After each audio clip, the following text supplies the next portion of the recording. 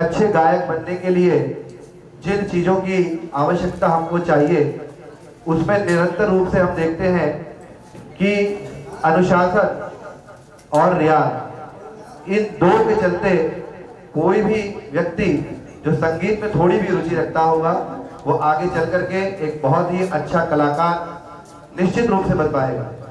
आज के इस कार्यक्रम को अब हम आगे बढ़ाएंगे और थोड़ी ही देर बाद जो प्रथम हमारा सेमीफाइनल राउंड रहेगा उसमें बच्चे अपनी प्रतिभा करेंगे और आदरणीय निर्णायक मंडल उसमें से जो बेस्ट होगा उनको चुन करके हमारे अंतिम निर्णय की ओर यानी फाइनल की ओर लेकर के जाएंगे। हमारे आज के इस कार्यक्रम के जो संयोजक हैं, जिन्होंने इस पूरे कार्यक्रम की जो है योजना बनाई और उस योजना को जमीन पर उतारते हुए क्रियान्वित किया, विद्यालयों में जाकर के प्रतिभा को निखारने के लिए एक बहुत अच्छी टीम का संयोजन किया। ऐसे हमारे इस कार्यक्रम के संयोजक श्री समीर भालेराव जी को मैं आमंत्रित करता हूं कि आए और इस कार्यक्रम से संबंधित जो प्रस्तावना है और जो एक पूरे कार्यक्रम को लेकर के जो उनके मन में भाव है वो अपना भाव हम सभी के बीच प्रकट करने का कष्ट करें।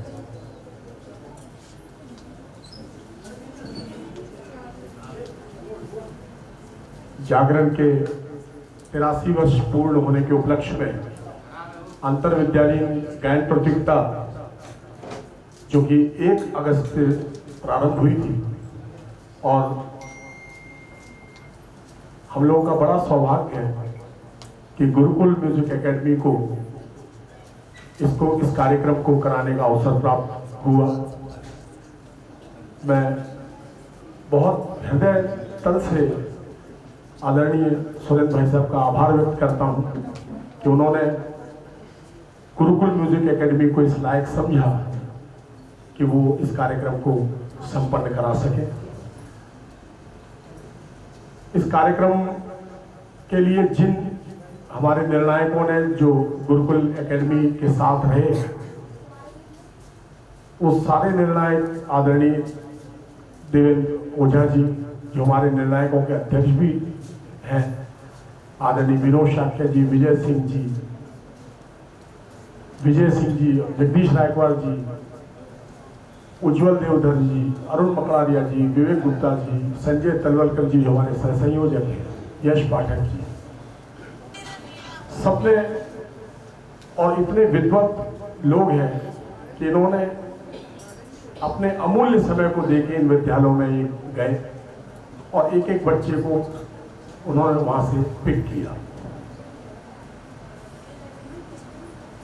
हम लोगों का उद्देश्य सिर्फ इतना था कि यूपी बोर्ड के जो माध्यमिक विद्यालय है उनसे भी बच्चे, क्योंकि वहां पर भी, क्योंकि ये संगीत की विद्या ईश्वर प्रदत्त विद्या है,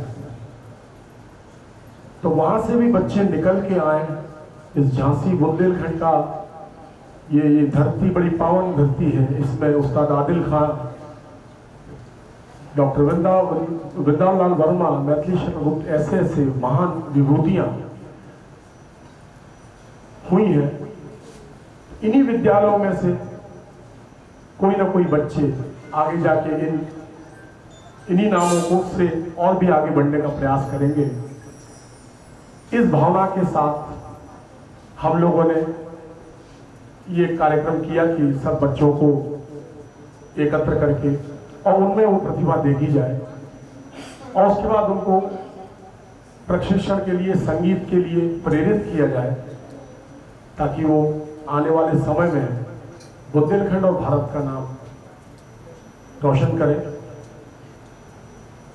गुरुकुल एकेडमी हमेशा से संगीत के लिए प्रतिबद्ध है। जो भी घराने की परंपराएं हैं वो हम घराने की परंपरा हम लोग एक बच्चे के अंदर संस्कारित रूप में डालने का प्रयास करते हैं। इसीलिए आज पूरे देश में गुरुकुल के बच्चे, कोई बनारस हिंदू यूनिवर्सिटी में है तो कोई दिल्ली में है, तो सारे बच्चों ने पूरे देश में परफॉर्मेंस भी दिए हैं, प्रतिष्ठित मंचों पे परफॉर्मेंस दिए हैं। ये गुरुकुल म्यूजिक एकेडमी के लिए बहुत बहुत बड़ी एक अचीवमेंट है और इसके लिए मैं सबका आभार व्यक्त करता हूँ कि आप सबने इस कार्यक्रम में भी सहयोग दिया और आगे भी हमेशा संगीत के लिए आप लोग भी प्रतिबद्ध रहेंगे। जब आप प्रतिबद्ध रहेंगे तो हम लोग भी प्रतिबद्ध रहेंगे और निश्चित रूप से एक कुछ नगीने बुंदेलखंड से हम निकाल के संपूर्ण विश्व में, संपूर्ण भारत में प्रस्तुत कर सकेंगे। इन्हीं कामनाओं के साथ बहुत सभी बच्चों को शुभकामनाएं प्रेषित करता हूं कि वो यहाँ आके और अपना बेस्ट से बेस्ट गाएं और यहाँ पर अपनी अच्छी प्रस्तुति देके सबका मन मोहे। बहुत बहुत धन्यवाद। आभार। ऐसी कोई बात नहीं होती, मुझे भी बोलना पड़ेगा। अचानक आपने जो है, जिसको कहते हैं सिर मुड़ाते ओले पड़ने, वही आपने किया है। समीर भालेराव जी ने किस तरह से इसकी भूमिका बनी, कैसे कार्यक्रम आयोजित किया गया, बहुत उन्होंने उसमें बता दिया, संक्षिप्त में बता दिया। इसके पीछे कितने दिन की मेहनत थी ये बताना वो भूल गए या जानबूझ के बताना नहीं चाहते थे। कम से कम मैं समझता हूँ 15 या 16 जुलाई से हम लोग ये तय कर रहे थे करना क्या है। 2-3 बार समीर जी को फोन किया, उनको बिठाया साथ में, 3-3, 4-4 बैठक हुई। फिर ये हुआ कि हम लोग एकल संगीत वाला करते हैं, एकल गायन वाला करते हैं। बहुत उस समय बहुत मैंने लाइटली लिया इसको। कोई ऐसा कार्यक्रम बच्चे जाएंगे, स्कूल में जाएंगे और चयन करके ले आएंगे। लेकिन जब पहले दिन मैं गया, 1 अगस्त को जब मैं गया, तब मैंने समझा कि ये कितना कष्टप्रद काम है, कितना चुनौतीपूर्ण काम है। देवेंद्र ओझा जी बैठे हुए हैं, मतलब जो हम लोगों के पास लिस्ट थी उसमें 2-2 निर्णायकों को एक स्कूल में जाना था। पहले दिन जो स्थिति उन्होंने देखी, उसके बाद मतलब मुझे लगता है कम से कम एक स्कूल में 4-4, 5-5 निर्णायक पहुंचे हैं। और सुबह 8 बजे 9 बजे तैयार होके कोई नगरा जा रहा है, कोई सदर बाजार जा रहा है, कोई बड़ा गाँव गेट बाहर जा रहा है, क्या तैयारी चल रही है उसकी, वो मैंने मेहनत देखी। 3-4 दिन के बाद मेरी समझ में आ गया, जितना मैं आसान इसको समझता था उतना आसान है नहीं।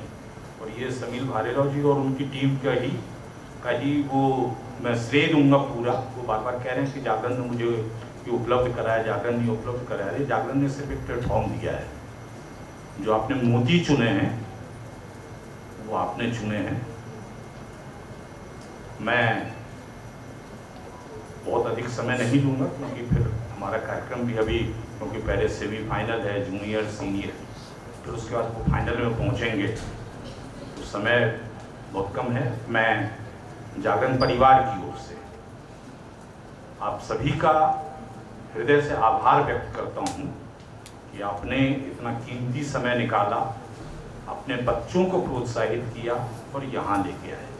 बहुत बहुत धन्यवाद, बहुत बहुत आभार। राउंड है, उसके पहले मैं शब्दों से ही आज के हमारे निर्णायक मंडल का अभिनंदन और स्वागत करना चाहूँगा। हमारे आदरणीय देवेंद्र जी भाई साहब वरिष्ठ संगीतकार पूरे बुंदेलखंड और उत्तर प्रदेश में, उन्होंने अथक प्रयास के साथ में हमारा पहले दिन से जो साथ दिया उसके लिए उनका बहुत बहुत धन्यवाद भी है और अभिनंदन भी है। आदरणीय भाई साहब, आदरणीय विजय सिंह जी भाई साहब वरिष्ठ संगीतकार हैं, आदरणीय जगदीश प्रकाश जी भाई साहब और आदरणीय विनोद चाक्या जी। मैं समस्त निर्णायक मंडल का इस आज के कार्यक्रम में हार्दिक वंदन, अभिनंदन, स्वागत करता हूं।